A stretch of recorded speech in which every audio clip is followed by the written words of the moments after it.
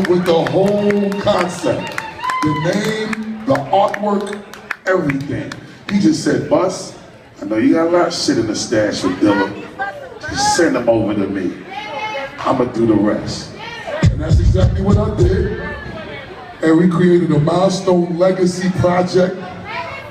We initially thought it was a mixtape, but it's so much bigger than a mixtape. This is a legacy project. Milestone Legacy project. And just so y'all know, in Dilla's last days, Common, and I love Common for this very much. Common got a nice place for Jay Dilla in Los Angeles so that he can be close to the specialist to treat his lupus. And my Dukes moved to LA to be close to Dilla in his last days while he was dealing with his treatments. And the funniest shit is, whenever I would come to LA, I would call Dilla. I'd be like, yo, I need another batch. So he would always give me these CDs with 25 beats on them. And each beat wouldn't be no longer than like 30 seconds. So I used to be frustrated because I used to be like, motherfucker, why you let the beat play longer? But he knew. But see, that's a testament to how much he knew how incredible his music was. You only needed a little dosage. You didn't need the OD. And if you did the right shit with these dosages, you're gonna see how much greatness is gonna come from it. You know what I'm saying? So my last part of the story is just to show you how incredible my Dukes is. When we was in this, I wish he was here. Boy, I wish my Dukes was here. But my Dukes, there was a time when I came to Dilla crib, and Dilla was in a wheelchair. He couldn't walk at this point. And my Dukes became Dilla's engineer. So when Dilla would have the MP and the 1200 and all of these different machines moving, he would roll over to this machine and start making a beat. But when he wanted to go get a sample, he'd tell his moms, can you go get such and such record for me? And he had all his records in alphabetical order in a coat closet.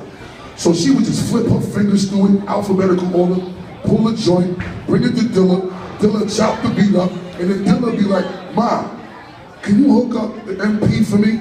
And his moms would go behind the machine and take out auxiliary cords and this cord and that cord and plug it in the MP and get the MP working.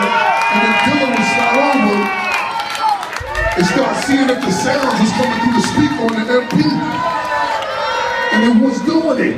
And I was sitting there looking at Dilla and his moms work together to create some of the last of his greatest batches of beats.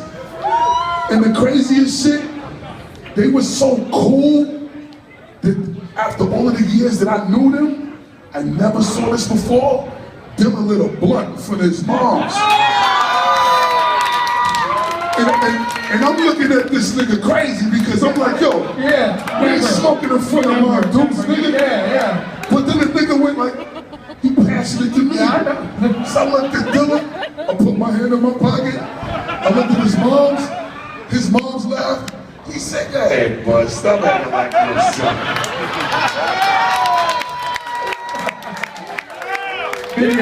Word to mother, I took the blunt and I went behind a wall. I took my 2 pulls, I slid back to Dilla, and I said, thanks, Mom, but I'm still not smoking in front of you.